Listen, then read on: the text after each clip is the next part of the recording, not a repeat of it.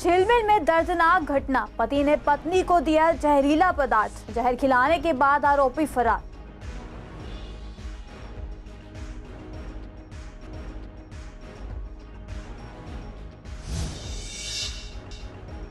विश्वासनगर में होली की तैयारियां शुरू, दुकानदारों का कहना शिवरात्रि के बाद बढ़ेगी बाजारों में रौनक, होली के रंग और पिचकारी की बिक्री शुरू।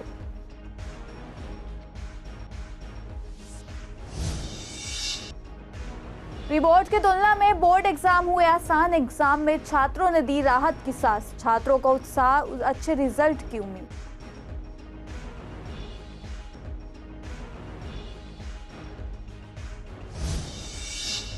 डॉक्टर हेटवार अस्पताल के पास गोलीबारी, 12 घंटे में गोलीबारी का खुलासा, फर्ज बाजार पुलिस ने 2 आरोपियों को पकड़ा।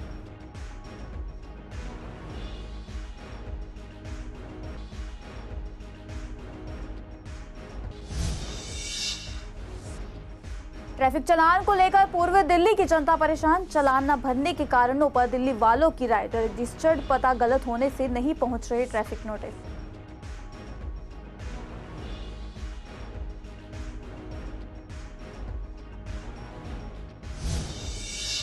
स्वागत है आपका हमारे खास कार्यक्रम पूर्व दिल्ली खास में। बुलेटिन की शुरुआत करते हैं कुछ खास खबरों के साथ।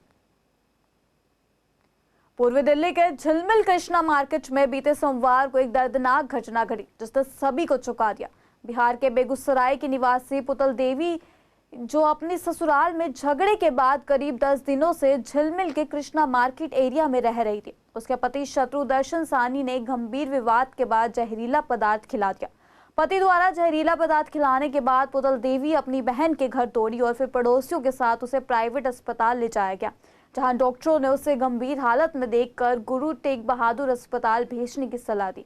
वहां डॉक्टरों ने उसका इलाज किया और जहरीला पदार्थ उसके शरीर से बाहर निकाला। पीड़िता ने बताया कि शादी के 12 सालों बाद वह घरेलू हिंसा और विवादों से परेशान हो चुकी थी। भगवान की कृपा से वह बच पाई, लेकिन उसे अब अकेले रहने का कदम उठाना पड़ा। ससुराल से हमको हो गया 10 रोज भैया, दिन हो गया। हाँ 10 दिन। तो जो पति आपको लेने आया था उसने क्या करा आपके साथ? पति लेने भी आया तो मैं सोचा कि चले जाएंगे, मगर जो हमको साथ व्यवहार किया, इसलिए मैं भैया बहुत शर्मिंदा।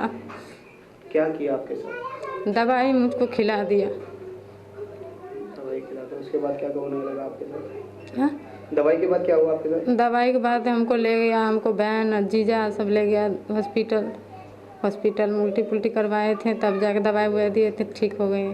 तो मतलब कहीं ना कहीं घर में आगे जान से मारने हुआ है? वहाँ यहाँ पर जाने से मारने के लिए हमको अथी किए थे, रात दवाई किया थे। तो अब पुलिस ने कुछ कार्रवाई की तब से अब तक? नहीं, पुलिस आपसे मिलने आई? पुलिस हमसे नहीं मिलने आई। उस टाइम भैया वो तड़पती हुई आ रही थी उधर से, फिर हम सारे मिलके इसको हॉस्पिटल पहुंचाया। हॉस्पिटल में प्राइवेट वाले ने जवाब दे दिया और जीटीबी में लेके भागा, फिर उसमें से निकाला उसने जहर, फिर उसकी जान बची। प्राइवेट कौन से हॉस्पिटल में लेके गए? जीटीबी में। प्राइवेट कौन से? यहाँ पे कौन से में लेके गए? ये अशोक शर्मा, ये हाँ शारदा में, शारदा हॉस्पिटल में। यहाँ से जीटीबी लेके गए? जीटीबी लेके गए, उसने जवाब दे दिया लेके भागो जल्दी। फटाफट भागे, नहीं होता तो पता नहीं अब मर जाती। बापड़ी के 3 लड़कियां हैं, क्या होता है इसको? गाँव शहर में, शहर जैसा में इंसान को ऐसा कर रहा है। नीचे से आवाज आई क्या, अरे इसको बचाओ, जो मतलब मेरे ये कुछ खा लिया था बेचारी को, उल्टी करने को बोला, तो फिर हमने उल्टी करवाई। उल्टी करवाने के बाद कुछ निकला ही नहीं उसका। फिर बाद में ये लेके गए सरफ का गोल पुलिस, क्या नाम है, हॉस्पिटल में गए तो उन्होंने बोला, तब भी उसमें कुछ नहीं हुआ। फिर वहाँ हॉस्पिटल जीटीबी भेजा है ना, जीटीबी भेजा। हाँ, ऐसे कुछ सुनने में आया कि क्या घटना हुई है, कि क्या खिला दिया कुछ? अब ये यूँ करती, मेरे को भी खिलाया और उनको भी, अपना नहीं खाया, अपना भी खाया। अब बताओ, वो तो अच्छा भला था, उसने तो कुछ भी नहीं खाया। पारिवारिक संबंध, ये गांव से आई, ठीक है, ये बोला दीदी मेरे को उसके साथ नहीं रहना है, तो हमने बोला नहीं रहना है तो साहब मना कर दे उसको, और क्या, तो मना कर भी दिया, उसने माना नहीं। यहाँ आया उसको लेने के लिए, वो बोला मैं इसको लेके जाऊंगा। तो कभी बार ऐसा हो कि बहन ने बताया कि बहन को मारता है या कुछ? हाँ बोला था, मारता है, गाली देता है, बोल के गया है। होली का त्योहार अभी कुछ समय दूर है, लेकिन बाजारों में होली का सामान मिलना शुरू हो गया। हालांकि अभी बाजारों में होली के रंगों की रौनक नहीं नजर आ रही है, लेकिन दुकानों पर रंग, पिचकारी और अन्य होली से संबंधित सामान उपलब्ध हो गया। विश्वासनगर स्थित कई दुकानों में होली का सामान बिक रहा है। दुकानदारों ने बताया कि अभी होली के लिए काफी समय है, लेकिन उन्होंने सामान पहले ही रख लिया। वे ये भी बताते हैं कि शिवरात्रि के बाद होली का सामान बाजार में पूरी तरह से मिलना शुरू हो जाएगा। फिलहाल खरीदारी भी बाजार में नहीं आ रहे हैं, लेकिन आने वाले दिनों में लोग खरीदारी के लिए बाहर निकलेंगे। दुकानदार ने बताया कि रंगों के पैकेट 10 से 30 रुपए तक मिल रहे हैं, जबकि पिचकारियां 50 रुपए से लेकर 500 रुपए तक की कीमत में उपलब्ध है। सेटिंग मतलब बच्चों की गुलाल, पिचकारी वगैरह, बलून्स वगैरह। गुलाल का वही प्राइस है 20-30 रुपीज़, बलून्स का भी 30, 50, 100 इस रेंज में। पूरा पैक 500 पीस का होता है, वो ऐसे 80 रुपीज़ समथिंग का है। 80-90 की रेंज में 500 पीस आराम से आते हैं। और एक स्ट्रॉ वाले बलून्स आते हैं जो ऑटोमेटिकली उसमें पाइप में लगाओ डायरेक्ट फूल जाते हैं, गांठ वाँट भी लग जाते हैं उसमें आराम से। और पिचकारियाँ 100, 150, 230, 250 में ठीक ठाक बच्चों की। लास्ट कितना जाता है? लास्ट इलेक्ट्रॉनिक जो पिचकारी जो आज की डेट में आ रही हैं वो थोड़ी कॉस्टली है, मतलब 800, 1000 समथिंग की हैं। नॉर्मल गुलाल 20, मुर्गे का गुलाल ऐसे ही 30 रुपीज़ का है। 100 ग्राम का बलून आता है, जो पैकेट आता है उसका। तो कुछ खास गुलाल भी लोग मांगते हैं कि मतलब खास स्पेशली मांगते हैं हरि दर्शन का, जो चंदन वगैरह आते हैं ना, हरि दर्शन का गुलाल, वो स्पेशली लोग डिमांड करते हैं। वो 50-60 में आराम से आ जाता है 100 ग्राम का पैकेट। होली का त्यौहार आने में हालांकि अभी समय है, लेकिन दुकानों पे अगर बात करें तो होली के लिए मिलने वाला सामान मिलने लगा है। अगर होली के लिए जो रंग है, पिचकारियाँ हैं, वो भी दुकानों पे सज चुकी हैं। फिलहाल मैं मौजूद हूँ शादरा में, जहाँ आपको दिखाना चाहूँगी कि यहाँ पर जो है किस तरीके से अलग अलग तरीके की पिचकारियाँ यहाँ पे लगी हुई हैं। हालांकि डिस्प्ले में बहुत ज़्यादा चीज़ें यहाँ पर देखने को नहीं मिलेंगी, लेकिन अभी से ही तकरीबन 15-20 दिन पहले से यहाँ पर पिचकारियाँ लगाई गई हैं। साथ ही साथ यहाँ पे गुलाल के पैकेट्स भी काफ़ी ज़्यादा नज़र आ रहे हैं। जो है अलग अलग बच्चों को अट्रैक्ट करने के लिए मोटू पतलू की जो पिचकारियाँ हैं, या फिर यहाँ पे कार्टून से रिलेटेड सुपरमैन, स्पाइडरमैन की पिचकारियाँ हो। यहाँ पर आप देख सकते हैं यूनिकॉर्न का एक पिचकारी, मतलब अलग अलग तरीके के बच्चों को अट्रैक्ट करने के लिए पिचकारी यहाँ पे लगाई गई हैं। और अभी आने वाले समय में दुकानदार बताते हैं कि और अधिक पिचकारियाँ जो लाई जाएंगी, काफ़ी बड़ी, छोटी, हर तरीके की। मास्क लगाने का लोगों को काफ़ी शौक होता है, होली के टाइम पर लोग मास्क लगाकर भी होली खेलते हैं। तो यहाँ पर देख सकते हैं अलग अलग तरीके के कार्टून कैरेक्टर्स हों या फिर सुपरमैन्स हों, कई तरीके के यहाँ पे हल्क के, स्पाइडरमैन के यहाँ पर मुखौटे लगाए गए हैं, जो कि लोग होली में इस्तेमाल करते हैं और होली का मज़ा लेते हैं। अभी तक जो है दुकानों पे इतनी ज़्यादा बिक्री नहीं शुरू हुई है, लोगों ने खरीदारी शुरू नहीं की है, लेकिन सामान जो है दुकानों पर सज चुका है और लोग यहाँ पर जल्द से जल्द होली के लिए खरीदारी शुरू करने वाले हैं। कैमरा पर्सन नवीन कुमार के साथ सौम्या शर्मा, सीबीएसई की परीक्षाओं में आज 10वीं और 12वीं दोनों क्लासेस के एग्जाम हुए। 10वीं क्लास के छात्रों ने सोशल साइंस का एग्जाम दिया, जबकि 12वीं क्लास के छात्रों के लिए वोकेशनल कोर्सेज के तहत टेक्सटाइल डिजाइनिंग, टेक्सटाइल और फ्रेंच लैंग्वेज के एग्जाम थे। 10वीं क्लास के छात्रों से बातचीत करने पर उन्होंने बताया कि सोशल साइंस का एग्जाम काफ़ी आसान था, जिसमें उन्होंने सभी प्रश्नों को अटेम्प्ट किया और अच्छे मार्क्स की उम्मीद जताई। छात्रों ने यह भी कहा कि प्री बोर्ड एग्जाम में जो कठिनाई थी वह बोर्ड एग्जाम में नहीं दिखी और बोर्ड एग्जाम काफ़ी आसान आए हैं। ऐसे छात्रों में खुशी का माहौल है और वे आश्वस्त हैं कि उनके अच्छे अंक आएंगे। अब तक जो भी बोर्ड एग्जाम हुए हैं उनमें छात्रों का अनुभव अच्छा रहा और उन्हें उम्मीद है कि अंतिम रिजल्ट भी सकारात्मक होगा। Few questions were tough, but either ways it was average. सभी अटेम्प्ट किया आपने? Yeah. बहुत मॉडरेट था, लाइक अच्छा गया मेरा ऑलमोस्ट। इतना ट्रिकी नहीं आया था, सब कुछ काफ़ी इजी आया था। इजी था, प्री बोर्ड से तो काफ़ी इजी था। हाँ जी हाँ जी हाँ जी हाँ जी 85 अब तो आ ही जाएंगे, लाइक काफ़ी अच्छा गया almost. And we are really happy because of the exam. सही में अच्छा गया। मतलब क्या सब्जेक्ट था? Social science SSC. Question paper कैसा लगा माइंड में? क्वेश्चन पेपर इजी था। हाँ जी, मेरे 85% आ जाएंगे। सभी सेट जो इजी थे फिर कुछ सभी, मुझे बाकी सेट्स का नहीं पता, बट मेरा ठीक था। हाँ जी, या इजी था। प्री बोर्ड ज़्यादा टफ था या फिर प्री बोर्ड ज़्यादा टफ था, क्योंकि स्कूल तो हमेशा टफ ही देते हैं और बोर्ड ज़्यादा इजी आता है। सोशल साइंस सब्जेक्ट था, सेट 3 था, आसान था। सभी सेट इजी आए थे? बाकियों का मुझे नहीं पता, बट सेट 3 आसान था। एमसीक्यूज सारे अटेम्प्ट किए हैं। सारे ठीक होंगे? शायद होने चाहिए। कितनी प्रिपरेशन की आपने, कितना टाइम लिया? 2 दिन पढ़ा था बस। अच्छा था। टफ लग रहा था? नहीं ठीक था, इजी था। हाँ जी, पता नहीं, वो तो जो आए हैं। आपको टफ क्यों लग रहा था? नहीं, टफ नहीं लगा, फुल लाने की कोशिश थी, पर आए नहीं। कोई नहीं, 70, हाँ, सारे मजे से। थाना फर्श बाजार और स्पेशल स्टाफ ने 12 घंटे के भीतर गोलीबारी के मामले का खुलासा किया और 2 आरोपियों को गिरफ्तार किया गया। गिरफ्तार आरोपियों के पास एक पिस्तौल, 2 मैगजीन, 5 जिंदा कारतूस और एक कार बरामद की गई। बता दें ये घटना डॉक्टर हेडवार अस्पताल के पास अमन टी स्टॉल के पास घटी, जब दिवाकर और उसके दोस्त मुकुल की किसी से बहस हो गई। विवाद बढ़ने पर एक व्यक्ति ने अपनी कार से बाहर आकर बिना किसी हिचकिचाहट के गोली चला दी। मुकुल ने कार लेकर भागने की कोशिश की, जबकि दिवाकर पुलिस सहायता लेने के लिए भाग गया। पुलिस ने गहन जांच के बाद सुहेल खान और अंकित को गिरफ्तार किया। पूछताछ में पता चला कि वे सुहेल खान का जन्मदिन मना रहे थे और शराब पीने के बाद विवाद में शामिल हुए। सुहेल खान पर पहले से 10 आपराधिक मामले दर्ज हैं। दिल्ली में ट्रैफिक चालान का 84% हिस्सा अभी तक नहीं भरा गया और इस पर लोगों के अलग अलग विचार सामने आ रहे हैं।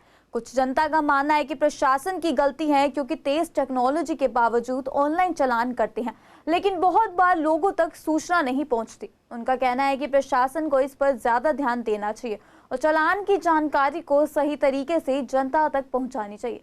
वहीं कुछ लोग यह भी कहते हैं कि नोटिस घरों पर पूरी तरह से नहीं पहुंच पाते, क्योंकि कभी कभी रजिस्टर्ड पता गलत होता है या लोग कहीं और रहते हैं। दूसरी तरफ कुछ लोगों का मानना है कि यह पूरी तरह से जनता की लापरवाही है। उनका कहना है कि लोग ट्रैफिक नियमों को गंभीरता से नहीं लेते और कानून को नजरअंदाज करते हैं, जिससे चालान नहीं भरे जाते। ये जनता की गलती है, जनता ही गलती है। भरना नहीं भरना चाहिए चालान तो। चालान भरना चाहिए। हाँ, कहीं ना कहीं अर्थव्यवस्था पे असर पड़ता है इस चीज़ों से।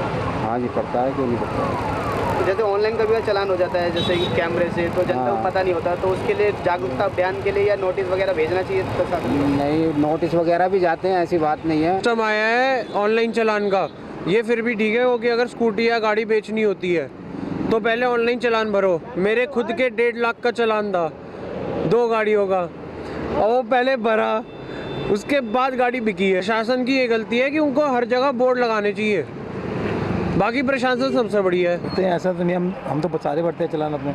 आप भरते हैं? 84% ऐसे लोग हैं जो ट्रैफिक चालान नहीं भरते हैं, उनके लिए क्या कहना चाहेंगे? गाड़ियाँ सीज हो जानी चाहिए। गाड़ी सीज हो जानी चाहिए, तो इसमें कहने की प्रशासन की गलती है? प्रशासन की गलती है ना इसमें, कार्रवाई नहीं करते। कार्रवाई नहीं करते भाई, उनको एड्रेस है, अपने नोटिस भेजें, संबंध भेजें, जब भी तो कुछ सामने वाला कार्रवाई हो सकता है। कई लोगों को पता ही ना हो कि हमारे चालान कट चुके हैं। ऑनलाइन सिस्टम इतना कैड़ा आ गया है, आदमी सड़क पे गाड़ी चल रही है, उसको पता ही नहीं मेरा चालान कट चुका है। जनता की गलती है, प्रशासन की क्या गलती? प्रशासन को नोटिस वगैरह नहीं भेजना चाहिए, जैसे किसी को पता नहीं होता कि गलती तो है, जो भरने वालों की है गलती, भरना चाहिए। जुर्माना तो जुर्माना है, भरना चाहिए। हाँ हाँ ठीक है। कभी बार ऐसा होता है कि ऑनलाइन चालान कट जाते हैं, जनता को पता नहीं होता, चलते हो, फिर वो तो प्रशासन को नोटिस भेजना चाहिए। पूर्व दिल्ली में नगर निगम के स्कूलों में छात्रों और शिक्षकों की संख्या में भारी कमी देखी जा रही है।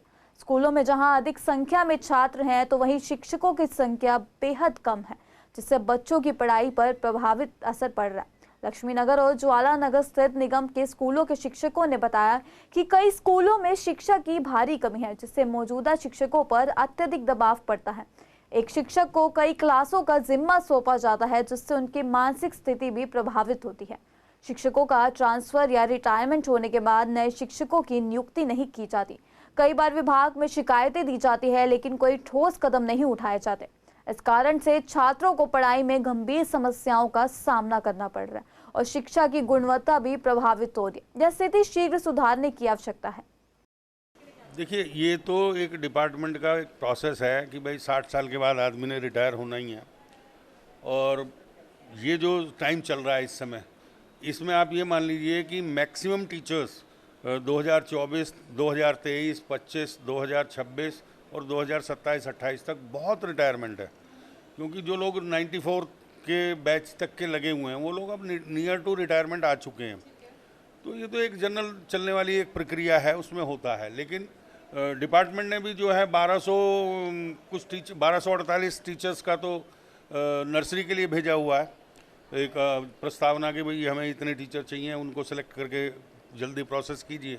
तो ठीक उसी तरह से लगभग जो है 1600 के आसपास जो है टीचर्स प्राइमरी के लिए डिमांड की गई है। तो वो सब DSS भी अपने प्रोसेस में उनका ऐड करेगी, टेस्ट होगा, उसके बाद मेरिट बनेगी, फिर जा कर के आएंगे।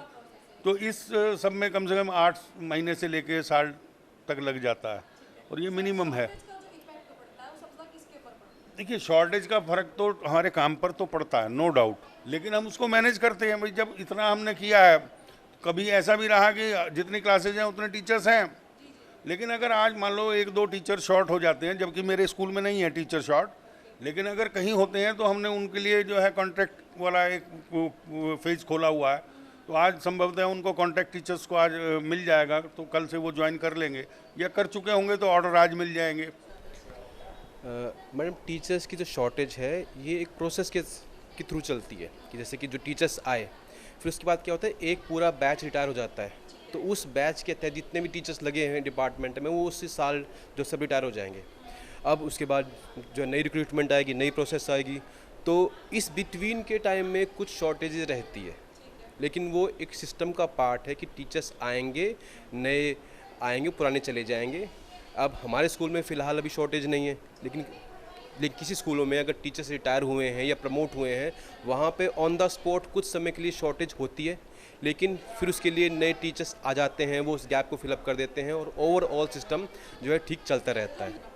मैडम देखो, प्रमोशंस और रिटायरमेंट ये हर साल चलते हैं लगातार, लेकिन किसी एक साल में जैसे कि कोई एक बैच है जो टीचर्स का, उनकी सबकी डेट ऑफ बर्थ सेम है, तो वो एक साल में वो एक साथ रिटायर होंगे।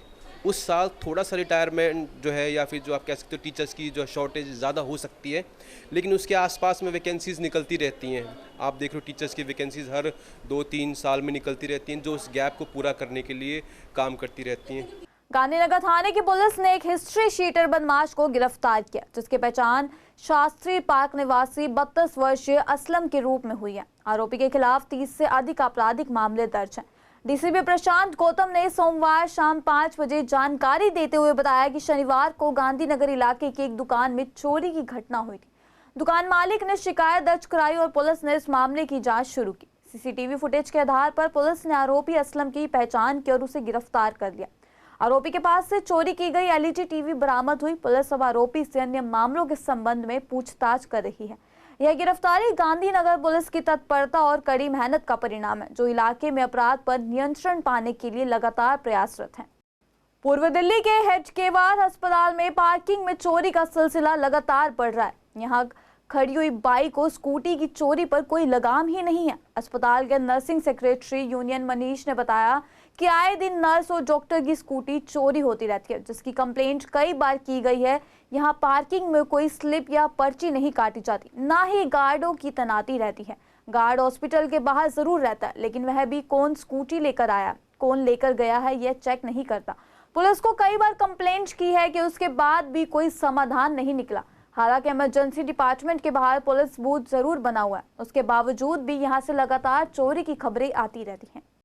यूनियन ने इस मैटर को अभी रिसेंटली संज्ञान में लिया है वो, और रीज़न ये है कि लगातार हमारे नर्सिंग स्टाफ की स्कूटी हमारे हॉस्पिटल प्रीमिसेस से चोरी हो रही है। मतलब ये मानो अब महीने के अंदर 2 से 3 स्कूटियाँ हॉस्पिटल से चोरी हो जाती है। एफआईआर कराने के बावजूद अभी तक इन पे कोई रोक नहीं है। हमारे यहाँ 3 सिक्योरिटी लेयर हैं। पहली सिक्योरिटी हमारे जो पुलिस वाले हैं वो अंदर हमारे हॉस्पिटल में चौकी है पुलिस की। दूसरी सिक्योरिटी लेयर हमारे सिक्योरिटी गार्ड है जो 2-2, 3-3 गेट पे बैठे रहते हैं। उसके बावजूद कोई चेकिंग नहीं है, कोई कुछ नहीं है, इसलिए लगातार हमारे हॉस्पिटल से स्कूटियाँ चोरी हो रही है। यूनियन ने इसको लेके डीसीपी को लेटर लिखा है और हम डीसीपी सर ने हमें सोमवार का टाइम दिया है मिलने का। तो हम चाहते हैं कि डीसीपी सर एक मीटिंग हेडगेवार के अंदर हेडगेवार के प्रशासन के साथ और जो स्टेक होल्डर है जिनकी स्कूटियाँ चोरी हो रही हैं तथा सिक्योरिटी गार्ड के जो इंचार्ज हैं उनके साथ एक ऐसी पॉलिसी कोई बनाई जाए जिससे स्कूटियाँ चोरी होने में कमी आ सके। बिल्कुल ये रीज़न है कि सिक्योरिटी गार्ड इस चीज़ पर ध्यान नहीं देते हैं कि आरसी चेक करें या फिर किसी का आईडी कार्ड चेक करें या बाइक पे जो स्टिकर लगे हुए हैं उन स्टिकर को देख के उन्हें चेक करें। अगर वो स्क्रूटनी होगी तो बाइक चोरी होने में कमी आ सकती है। और स्पेशली सिक्योरिटी गार्ड का ये सबसे बड़ा रोल है कि वो इस प्रकार चेक करके स्कूटी पास करे। प्रीत विहार थाना पुलिस ने इलाके में सक्रिय एक लुटेरे को गिरफ्तार किया। आरोपी की पहचान राहुल कुमार के रूप में हुई है, जो एक पेशेवर अपराधी है और मंजावली थाने का हिस्ट्री शीटर है। आरोपी के खिलाफ 38 आपराधिक मामले दर्ज है। सोमवार शाम 6 बजे पूर्व दिल्ली के डीसीपी अभिषेक ने जानकारी देते हुए बताया कि राहुल कुमार ने निर्माण विहार इलाके में एक युवक पर हमला कर उसका मोबाइल लूट लिया था। पीड़ित की शिकायत के आधार पर पुलिस ने त्वरित कार्रवाई करते हुए आरोपी को गिरफ्तार किया। राहुल के पास से छीना गया मोबाइल, चाकू और वारदात में इस्तेमाल मोटरसाइकिल भी बरामद हुई है। पुलिस आरोपी से अन्य मामलों में पूछताछ कर रही है। यह गिरफ्तारी प्रीत विहार पुलिस की तत्परता का परिणाम है, जो इलाके में अपराधियों पर लगाम लगाने के लिए लगातार प्रयासरत है। एंटी नारकोटिक्स स्क्वाड की टीम ने कोंटली पुल के पास से 2 ऑटो लिफ्टर को गिरफ्तार किया। आरोपियों के पास से अलग अलग इलाकों से चुराई गई 2 मोटरसाइकिल और 2 स्कूटी बरामद हुई है। पूर्व दिल्ली के डीसीपी अभिषेक धानिया ने सोमवार शाम 7 बजे गिरफ्तारी की जानकारी दी। डीसीपी ने बताया कि गिरफ्तार आरोपियों की पहचान यूपी के बदायूं निवासी शाहबाज और इजराइल के तौर पर हुई है। उन्होंने बताया कि रविवार को एंटी नारकोटिक्स स्क्वाड की टीम ने चेकिंग के दौरान दोनों आरोपियों को गिरफ्तार किया। डीसीपी ने कहा कि दोनों आरोपी पेशेवर अपराधी हैं और इनके खिलाफ पहले से आपराधिक मामले दर्ज हैं। यह गिरफ्तारी पुलिस की त्वरित कार्रवाई और मेहनत का परिणाम है, जिससे इलाके में चोरी की घटनाओं को रोकने में मदद मिलेगी।